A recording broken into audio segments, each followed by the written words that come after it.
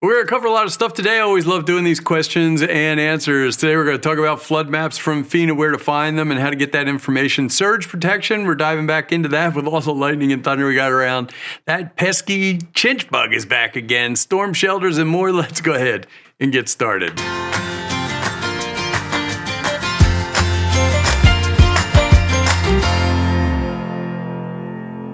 Yeah, here we go. I haven't done one of these questions and answers in a while. I'm Rusty Nelson down here in the Villages, over 55 retirement community, just in case you've never seen one of these videos before. But every once in a while, I like doing kind of going back to the comments, questions and answers, that type of thing, and going through those. And I love it because some people chime in afterwards, and I always enjoy that, reading some of this stuff.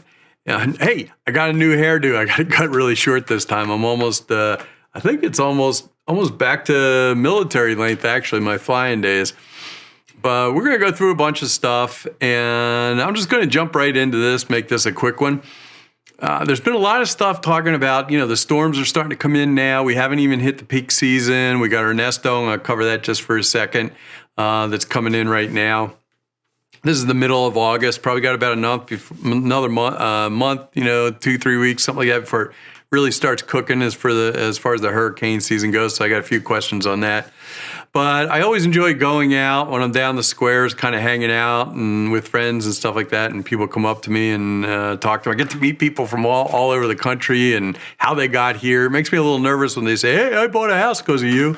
Like I say, don't blame me. It's not my fault. But anyway, I'm going to start off with one. Here's a gentleman, super guy that I met down at the bar, and he became even more super because he bought me a drink. Here we go. This is another one of those where this is what makes the Villages so cool. This is what I love about this place. And so a friend of mine, Mary, you may have seen her in some of the videos.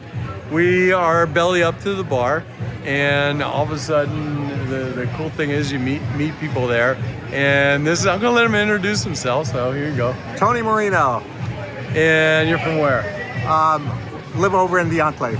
Yeah, but from where originally? Orange County, California. Yeah, so we're talking, and I lived out in Marina Del Rey for a while, for 20-some years, so it's kind of fun talking to him. But we go belly up to the bar, and all of a sudden we don't live too far from each other. And how long have you been here? 6 months. So, not too long, really. I can't remember which end of the camera I'm looking into. But you said you watched the channel before? I watched the channel. In fact, I told my wife, if I ever meet Rusty, I gotta buy him a drink. And he did. Can you see the cheeks? He buys a good drink, so if you meet him in a bar, tap him up. So you like the Villages? Have a good time? I love it, man. I love it. Yeah, a little change from California. Oh, you bet. And what do you like best about the Villages? Everybody's so super. Everybody's so nice. I mean, we've kind of formed a family. Best move I've ever made. Yeah, it's kind of fun. And guess what? I got a drink out of it. Anyway, good. It was great meeting you, Tony. Yeah. Wait, say hi to your wife, man. Hi, Mindy. Yeah, Mindy, there you go. See, he kept his promise. He's a good guy, I think. Thank you, Ray. That was fun. Ray? No. Oh my God. Ray. No, sorry. He thinks I'm you. Ray. No. Oh man, I screwed that up. I'll just jump right into this because this is really important. I think a lot of people ought to hear this because we are still in the height of chinch bug season, and I did a video on this before. Right here, I'll put it up there, and also put the link down below because this is really important. I'm going to show you that. This person writes, "Are June bugs the same as chinch bugs?" Nope, not even close. I'm going to grab a couple of pictures here. If your lawn, this is the beginning right here of a lawn that's got chinch bugs. Oh, not the beginning. This is like really into it. I really suggest if you got St. Augustine grass and you're coming into summer, watch the video that I put out because it gives you a lot of information about protecting yourself from these bugs. But this type of damage can literally happen in no time at all. And the thing is, this is a little bit closer right here. In fact, this is getting really close in there. By the time this happens, the lawn is dead. This won't grow back because what they do is they inject into the grass itself, they inject a poison which actually kills it as they eat it. Now, this is a picture of a June bug. And then this is a picture of a younger on the right-hand side chinch bug, and on the left is an adult chinch bug. You can literally, if you pull out some dirt near the surface, take it out and throw it down on the concrete, and you see bugs like this that come out like this. They have this kind of X on the back of them. That's a chinch bug, and you definitely want to either do something yourself, or if you have like Dean's or Massey, a contract, make them come in and do it. I explain like 2, 3, 4 different types of methods that you can help to mitigate them or take care of them in the video. So I highly suggest you watch that. But if you see damage like that, don't wait, because that type of damage can happen in no time at all, and you can't get it back. Small spaces, yes. I've taken care of areas like this big. I've put a little bit of sand and potting soil down, kept it really well watered, and the stolons came back from the St. Augustine grass. On to the next one. Yes, you definitely want to keep up with those chinch bugs and keep up with your lawn, because a lot of this, during the summer, things are under so much stress that anything that goes wrong is like the speed that it goes wrong with is multiplied. But anyway, a lot of times people send me stuff to look at, and I like stuff that has to do with the villages. And Debbie and Kelly Martinez sent me this, right? And these word search, word puzzle type of things, but it has to do with the villages. It's all stuff that's, let's see if I can get that to come in there. These word puzzles that has to do with the villages. And they put my name in there. I saw Skip Smith's name in there. And Linda and Jerry, how they get in there so many times? Just kidding. They're in there a few times. Newcomers, I don't know that that's them or just newcomers totally. But anyway, they wrote, hello, we love watching you and your show and find it so helpful when planning our move to Florida. Well, that's kind of a lot of what my channel's about. Is if you're thinking about moving here, there's going to be a lot of stuff, and if you want to upkeep your house, that type of thing. It says I wrote a word search book and did one about the villages. Yeah, it was kind of cool. I looked through it. I'm not real good at those things. It's always better at math than English, but and I included you in the book. Can't wait to be a villager. So they're actually moving to the villagers. They may be here right now, and we find your maintenance videos so helpful.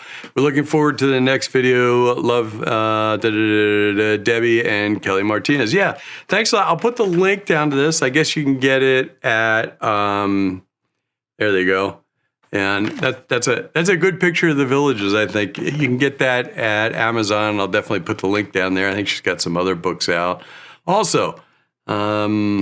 Let's jump into surge protection here. Thanks again for sending the word puzzle thing. That was kind of cool, and thank you so much for including me in that. Surge protection. Let me read the statement first here, and this is regarding, and here's the video right here, and I'll put the link to it down below. Thank you, Rusty, for all you do. I have no clue about this stuff, so your videos are extremely helpful. One question to clarify, if you don't mind, do I need a surge protector on my gas dryer? Can't really figure it out after reading this online. Current price on blah, blah, blah, blah, ultra. So anyway, so what happened with that? And I would go, if you want to learn just a little bit about it, you don't necessarily need to buy one, but it'll kind of help you a little bit with some stuff. We're getting an awful lot of thunderstorms coming through this year, and the hurricane season could be pretty big. And so how it came about is I decided I was going to get a whole house surge protector on my house. And I did a lot of research, go figure, on different surge protection. And I went way down into that rabbit hole. And through my research, I came up with a surge protector that I thought that was the best and was in the price range that I wanted to spend. And I went to the Hurricane Expo here in the Villages, which is really good. They do that once a year if you want to go watch it. And I met up with Lenhart Electric, which actually does install the particular model that I wanted to get. Now, that model, you can't buy outright. It has to be installed by a professional. But I said, hey, would you mind coming over and install it? I'd like to do a video while you install it. And they said, yeah, sure, no problem. They came over and installed it, and I videotaped the whole installation and everything they did. And in that process, they said, well, if you're going to, we'll give your viewers a $50 off. So I will put the code right down here that you can use. Or actually, it's not even a code, I think. When you call them up to talk to them, you say you watch this video, and whatever they have, whatever the price is, they'll give you $50 off on that surge protector. And so I did. I taped it. Now, with that said, what I learned, and after I actually talked to the company that designed these, and there's different layers. I don't want to get into this too much because you can watch the video, but there's different layers. And what this person's talking about is a actual surge protector that I put on my washer and my dryer. Now, I have a gas dryer, and basically you're trying to protect against surges from electrical overcurrents. In other words, for various reasons. And like I said, the video, if you watch it, you'll understand. You'll get these surges in electricity. And that kind of keeps, and making this really simple, kind of pecks away at the electronics in whatever it is, maybe a microwave or a washer and dryer, refrigerator, that type of thing. And it just kind of keeps pecking away. Now, that failure because of that could come all at once if it's a really strong surge, or it could eat away at it. So that's what they're talking about. Now, I can't tell you what you need in your house, but I will tell you that I have a surge protector on my washer and my dryer. There's a lot of electronics in my washer and my dryer, and I'll put the link to the one that I have down below. You can get that through Amazon, but that's about it. Now, there are differences in these surge protectors. So if you watch that video, there's a specific reason, and it's explained in the video why I got that one. It's slightly more expensive than the other ones, but I felt that it was worth it. If I'm going to put it in, I might as well put it in. So anyway, watch the video. And I never tell anybody what to do. It's always what I've done.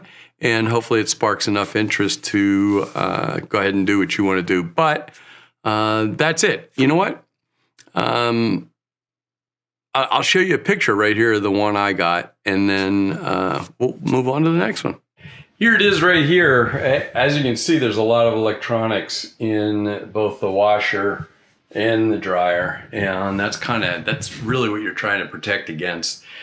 You have to make sure that some washers and dryers will say do not use a surge protector, and there's various reasons why, but anyway, there it is right there. It's just pretty much this simple thing, and as you'll see, they all have lights on them, and that's to tell you, you can see there was a low voltage, kind of keeps a record of that. And when you first plug this one in, it kind of runs a self-test, and it'll stay orange or yellow for a while, and then it'll turn to green. And that's pretty much it. But the idea is you can layer them. So in other words, I have a type 1 that's in the video. I hate to keep saying that, but I want to go through the whole thing. And then type 2 is the one that I had installed, and then this is a type 3. That's it for surge protection, but take advantage of that discount if you're going to call Lenhart. They actually did a really nice job, and I was really happy with them. Next couple have a little bit to do with weather. As you know, I actually do storm chasing, and if there are any big storms that are coming in, I will try to get on here and give you an update as far as how that'll affect the villages in Central Florida.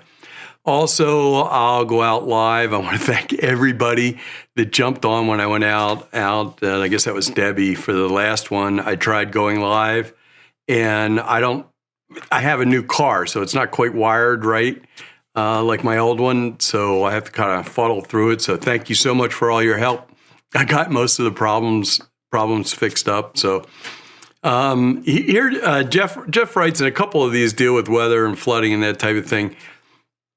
Which areas in the villages are prone to flooding from larger storms? I'm currently looking for a home in the villages, and that would be good to know. I know you are busy right now, so this can wait until Debbie passes. Is there a map showing areas for flooding so I can be sure to get flood insurance? So let me explain a few things.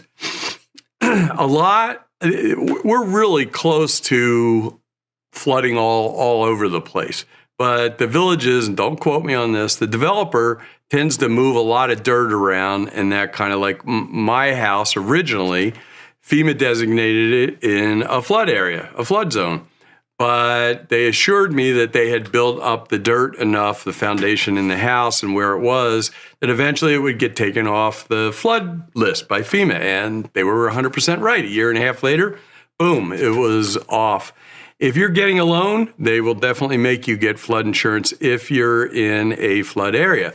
But with that said, I'm going to show you where you can look over in field. Let me say one other thing. I'm sure there are, especially up north, a lot of areas that would flood out and that type of thing because the movement of the water around the villages wasn't quite as efficient as it is now when they first designed the villages. So if anybody knows of any areas, please jump right in here on the comments. It'd be kind of fun to hear some of the areas that, not fun, but the areas that get flooded out. You got to remember that the village is 150,000 people or whatever, maybe more now, I don't know. And it's a huge area, so to sit there and list out the whole area. But with that said, let's bop over to the FEMA flood map, and that's what this is right here. And I'll put the link down below, and you can actually, if you look right here, just in the upper middle part, you can put any address in there that you want and hit search. There's a lot of information in here. I'm not going to poke around the whole thing. But you can see this is parts of the villages right here, Sumter County. And if you head over here to the right, you can see there's, it'll tell you exactly what all this stuff means in here. In other words, these areas right here is 1% annual chance of flood hazard. So that's it. I'll put the link in there. Kind of fun to bop around in there and get a lot of information from FEMA. And that's about what I have. Don't forget, if you know of an area that constantly floods out, go ahead and put it in the comments, and I may have to go check it out next time there's a storm. I think this is the second question from Jeffrey, and thanks a lot. I appreciate it because these are some good questions. They kind of help people get prepared. I forget that a lot of people aren't familiar with stuff with weather, hurricanes and tornadoes and that kind of stuff. But anyway, Jeffrey writes, "Hi, Rusty. Thanks for your information." Excuse me. When a hurricane warning occurs for a much larger hurricane than Debbie, are there hurricane shelters within the villages we can go to nearby, or can we just hunker down in our homes, bathroom, or an interior room in the house? Yeah, I wouldn't recommend going any place. Even with Debbie in your golf cart, I am planning. Yeah, thanks a lot. And let's take a look at this. This is from Sumter County, fl.gov. And this is under shelters, 1109/shelters. And the thing to remember is that the shelters are not supplied by the villages. It is a county by county type thing. And if you go down here, there's a lot of preparedness type stuff in here, but there's also a list of current shelters. Now, if you're listening to the weather radio or radios or TV or local TV, there's probably going to be some stuff on there there may be additional things. In other words, someplace in the villages. But I believe that that's generally set up through the county. Also, and I'll put these links down below, hurricane preparedness by the county. They've got a nice little pamphlet out that has a bunch of information, what to do before the storm, and, excuse me, that type of thing. And this has got a lot of, phone numbers, codes, and stuff for the channels on your weather radios. I'll put a link to a weather radio that I'm familiar with down in the bottom. You can get that from Amazon, but a lot of information on there. This is a PDF download, and I hope that helps you out. So we got the flood, we got the little bit of storm info. On to the next one. Here's one that deals with weather, but it also deals with the problem that some people have, especially when I go live. And I'm going to show you. Let me read this. Minnie writes, "Sorry I missed you live. I didn't hear any notification that you were live, but I slept in, so I may have been having my coffee. Little Debbie was so loud." Yeah, that hurricane really was loud, man. I mean, it dumped some serious water. And just think, that was barely even a Cat 1. So you get one that's really blowing through here, it can do the damage. Just so people know, usually by the time it gets to us, the heart of it, they've calmed down a little bit if the center of it's over land. But don't forget, those arms on those hurricanes can reach out forever. And if you watch some of my other videos, you'll know that those rain bands, trains, or whatever you want to call them, they can carry some tornadoes in them, and they pop up at a moment's notice. So there's no like forecasting it. This is going to come or whatever. So pay attention to your weather radio and stuff like that. I found out I got a notification later. So let me show you something, because some people don't understand this. I'm going to see if we can go over here. This is actually a channel another channel that I have that has some of my old flying stuff on there. Some people asked me whether I could put it up on this channel, but anyway, this is actually me flying a U-2 right now. So that's it. But what I want to do is show you how you can subscribe on this. So look right over here where it says subscribe. I'll try to enlarge it. And when you click on subscribe, it'll say subscribe like that. It gets a little bubble around it. But to get everything that's on there, you have to click it again and then hit all. And then that means that you subscribe. Right? So remember, the first thing it'll say is personalized. And then when you want to get all of them, you have to click it again. You can do the same thing on your TV, but you just have to click it twice and remember to select all. So it's kind of the same thing on all formats. They just put you on regular subscribe, and it doesn't necessarily mean you're going to get all the things. It's kind of up to them. But if you hit all, you'll get surely notified about any of the other ones I do, plus this one. I don't know that you guys saw the Autotrain. I took the Autotrain, and there's a couple of questions on that I want to address. I'll put the link. You can scan the link if you want to watch the Autotrain. It was definitely an adventure. I may try it again. It actually turned out to be 2 parts because it was so long. And I wanted to include like everything I could, that if you ever wanted to take the Autotrain, the information would be there. So that's it. So here's the little scan thing. You can scan with your phone, or I'll make sure the 2 parts to it are linked below. But anyway, just out of kind of a human interest thing, let's see, Peaceful Rights. My brother was a magician that was hired by the Autotrain in the early 70s. Wow. To walk up and down the aisle entertaining passengers with magic tricks. I did do a little bit on the history in there and the timing, and the first kind of Autotrain went out of business in right around 80 or 81, something like that, I can't remember. And then in 83, Amtrak picked it up again, and actually, supposedly it's one of their most successful trains right now out there, but it only runs up and down the East Coast. And then Deborah writes, is there a ladder to get into the top bunk, and how much of a tip do you give to the attendant? There is no ladder that I know of. There might be in one of the other rooms, like the family room or something like that, to get up to the top bunk.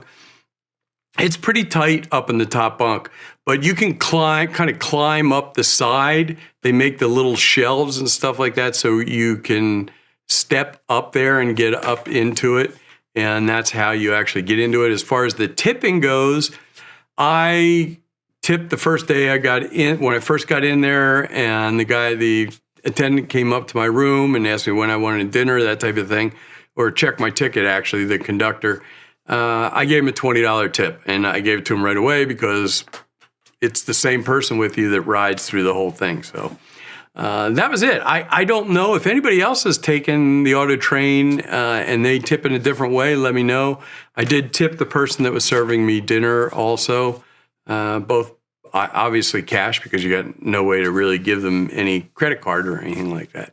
While I'm thinking about it, Ernesto, while I'm recording this, which is Wednesday afternoon, so you'll probably see this on Sunday, Ernesto is just north of Puerto Rico, and this is going to be what they call a fish storm, and that means it just kind of goes out to sea, and I really don't see it impacting the states at all, so to speak.